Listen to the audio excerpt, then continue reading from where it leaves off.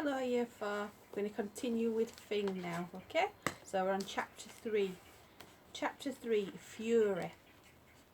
Can you guess what Myrtle demanded for her 10th birthday? In the incredibly unlikely event that you guessed, a pair of exploding socks, a life-size blue whale bath toy. When it went in the bath, all the water spilled out. A balloon model of the Taj Mahal, a pencil unsharpener, and a robot pea.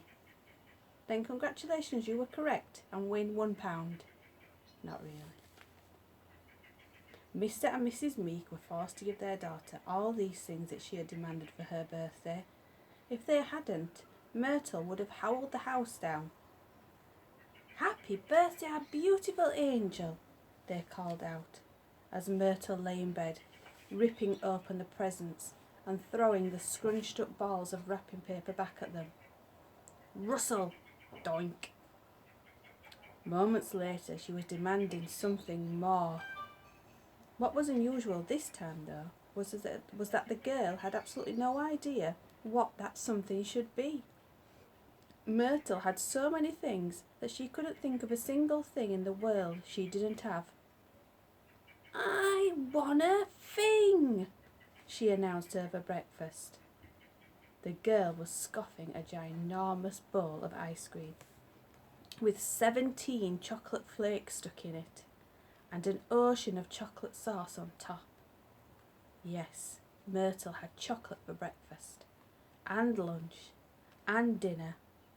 I think she gets everything she asks for. Well, would you say no to her? Mr. and Mrs. Meek, who were dipping their neatly cut soldiers into boiled eggs, shared a worried look. A Fing? Whatever did she mean? "A Fing, my dearest darling?" asked Mother, putting down her book. "Yeah, are you deaf? A Fing." "What's a Fing, sweetness?" inquired Father, putting down his book. "I dunno, but I want one." "How do you spell it?" asked Mother. Myrtle's face went scarlet with fury. "I ain't thick. You spell it in the normal way. F-I-N-G. Fing." The girl thumped the breakfast table with her fist to add emphasis. Bang! All the crockery flew into the air and smashed on the floor. Crash, bang, wallop. "Pick up the pieces now," the girl ordered.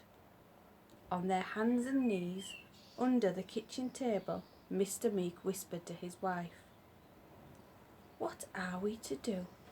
Our beloved offspring wants a Fing, but I don't think a Fing is a real thing. I worry a Fing is a made-up thing."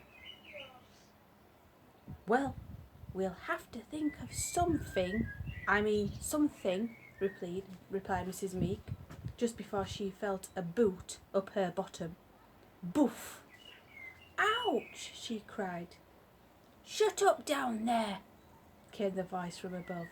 "I can barely hear myself blow off." "That's better." Mr. and Mrs. Meek were in a panic. If they didn't come up with something, there was going to be trouble. Big trouble.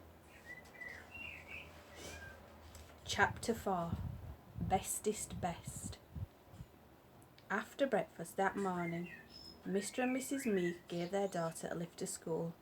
And I mean lift, literally. Every morning they were forced to lift her up and carry her there. See the picture? Do your parents carry you to school? I bet they don't.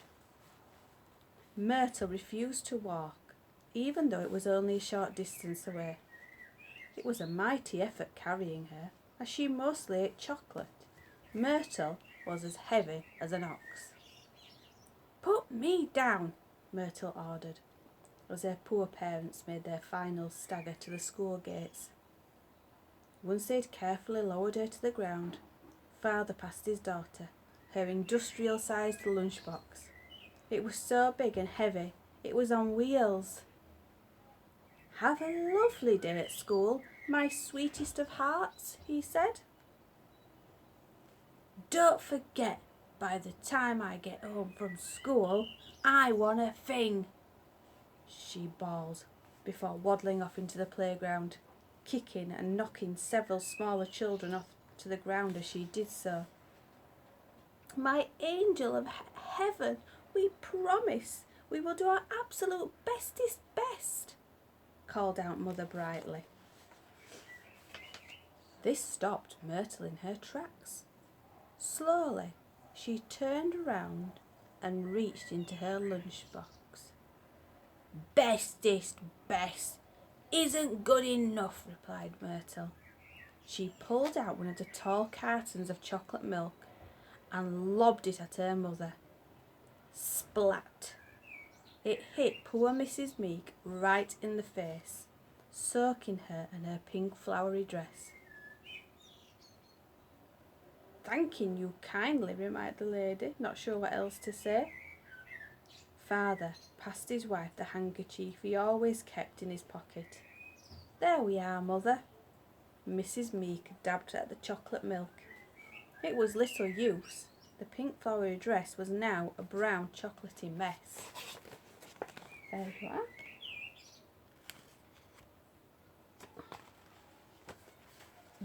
"Bestest, better than best," replied Father.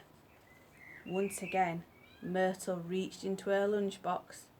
"I think we know what's coming." "Oh dear," muttered Father, closing his eyes, as he was sure something was about to be lobbed in his direction. He was right. Zoom! A bucket of chocolate mousse hit him bang on the top of his head. "Thanking you muchly," he said, like his wife, not knowing what else to say. Without a word, Mother passed the handkerchief back to her husband, and he attempted to demousse himself. "Don't you worry your pretty little head," called out Father, lying. There was nothing pretty or little about Myrtle's head. "We will have that Fing for you as soon as you are home from school." "You better," replied Myrtle, "or else." Neither Mr. Meek nor Mrs. Meek knew what else was, but whatever it was, it sounded nasty. Dring! The school bell rang. As soon as Myrtle began lumbering off towards her classroom, Father took his wife's hand. "Oh, you are very forward, Mr. Meek," she remarked. "I know the perfect place to start looking for a Fing." "Where?" "The library, of course." Chapter 5. Giant Poops. Mr. and Mrs. Meek bolted down the street.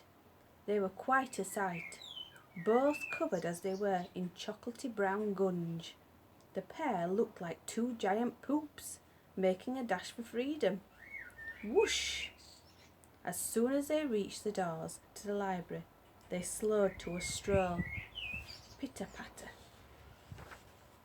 After all, the library is a place where you should always be on your best behaviour, especially if you are a librarian. Where to begin?" whispered an out-of-breath Father as they strolled through the aisles and aisles of floor-to-ceiling books, leaving a trail of brown sludge behind them. "The dictionary," replied an out-of-breath Mother. Their eyes searched the shelves of dictionaries until they found the widest, weightiest one. They eased it off the shelf together. The book was almost as heavy as their daughter. Mrs. Meek eagerly flicked through the pages until she reached the long, long list of words that began with F. However, soon a word that began with F. Frustration was painted all over her face. "Fing isn't in the dictionary," she whispered.